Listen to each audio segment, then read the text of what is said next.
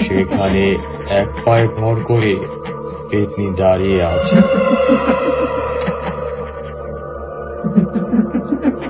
ছেলের রূপ ধরেছে, সে তাকেই ডেকে এনেছে, তা আর বুঝতে বাকি রইল না।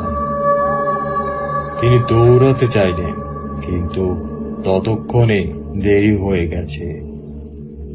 পেতনি এক লাফে এসে তাকে ধরে ফেলল।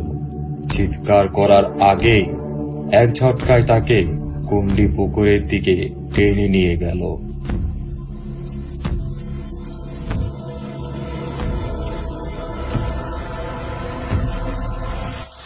পরের দিন সকালে উঠান জুড়ে দেখা গেল একটি পায়ের ছাপ।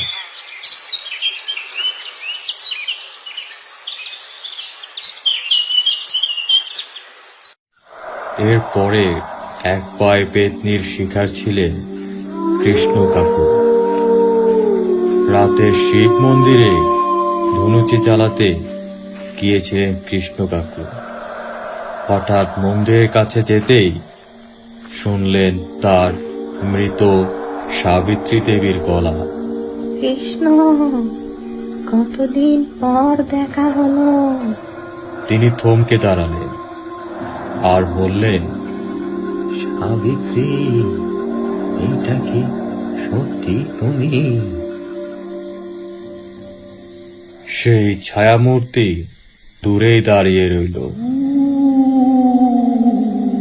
কিন্তু তার চোখ গেল পায়ের দিকে। তিনি দেখলেন এক পায়ে দাঁড়ানো সেই ছায়া মূর্তিটি। চোখ দুটো জ্বলে উঠল আগুনের মতো। সেই ছায়া ছিঁড়ে বেরিয়ে এলো পেতনির আসল রূপ।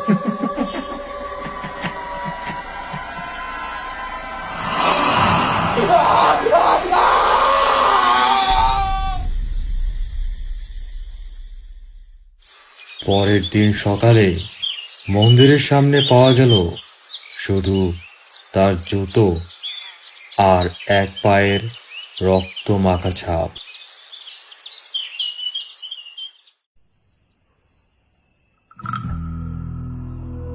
তার একদিন পর বিনয় স্যার, নতুন স্কুল মাস্টার, রাতে গল্প লিখছিলেন।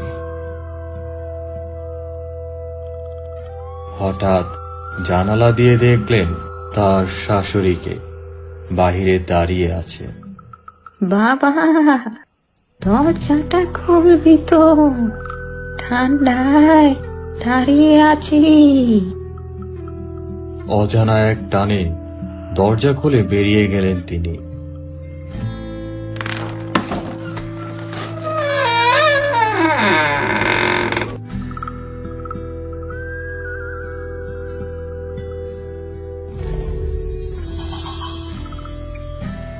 বাহির হয়ে দেখলেন কিছুই নেই। হঠাৎ মনে পড়ল তার শাশুড়ি তো 7 দিন আগেই মারা গেছেন, আর সে এক পায়ে দাঁড়িয়ে তাকে বাহিরে থেকে ডাকছিলে। হঠাৎ তার দৃষ্টি গেল সাজনা গাছের নিচে। সেখানে দাঁড়িয়ে সেই পেতনি। বাতাসে ওর চুল উঠছে। এক পায়ের মেয়েটি তার দিকে ছুটে এলো। তা দেখে বিনয় চিৎকার করে উঠল। গ্রামের অনেকে সেই রাতে চিৎকার শুনলেও কেউ ভয়ে বের হয়ে আসেনি। পরের দিন সকালবেলায় টেবিলে দেখা গেল খাতায় লেখা শেষ বাক্য।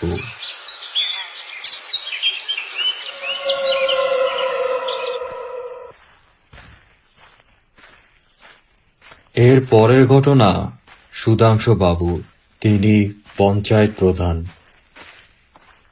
সুধাংশু বাবু মাঠ থেকে বাড়ি ফিরছিলেন। হঠাৎ শুনলেন তার মৃত বাবার গলা। কি রে সুধাংশু, কোথায় যাস রে বাবা এত রাইতে? হঠাৎ এমন ডাক শুনে তিনি দাঁড়িয়ে গেলেন। পিছনে তাকাতেই দেখলেন তার বাবা দূরে দাঁড়িয়ে আছেন। কিন্তু পর মুহূর্তেই মনে পড়ল গ্রামের সাম্প্রতিক নিখোঁজদের কথা। চোখ গেল সেই ছায়ামূর্তির পায়ের দিকে। এক পায়ে দাঁড়ানো সে, আর তার বুঝতে বাকি রইল না, এ তো সেই এক পায়ে পেতনি। তার বাবার রূপ ধরে এসেছে এবার। তিনি প্রাণপণে দৌড়ে পালালেন, নিজেকে কোনো মতে রক্ষা করে।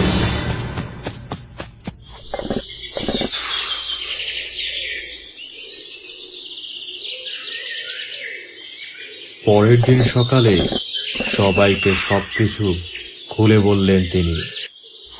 তারপর থেকে গ্রামের মানুষ বুঝতে পারল পেতনি রূপ বদলাতে পারে। কখনো মৃত ব্যক্তির রূপ ধরে, আবার কখনো প্রিয়জনের গলায় ডাকে। আর কেউ সেই ডাকে সাড়া দিলেই তার পরিণতি হয় ভয়ঙ্কর। শোনো, এই পেতনিকে চেনার একটাই উপায় আছে। তোমরা যখনই কারোটা শুনবে, প্রথমে তার পায়ের দিকে তাকাবে।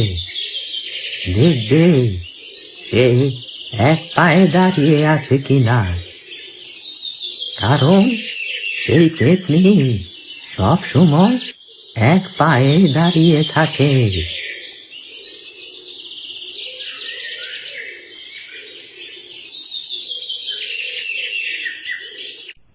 এরপর থেকেই রাত নামলে দরজায় খিল পড়ে।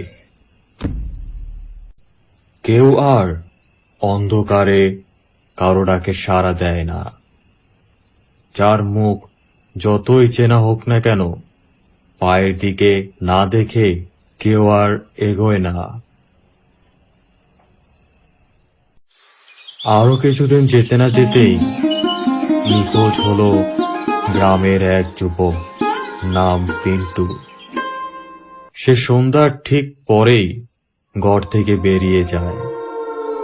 এক পরিচিত ডাকে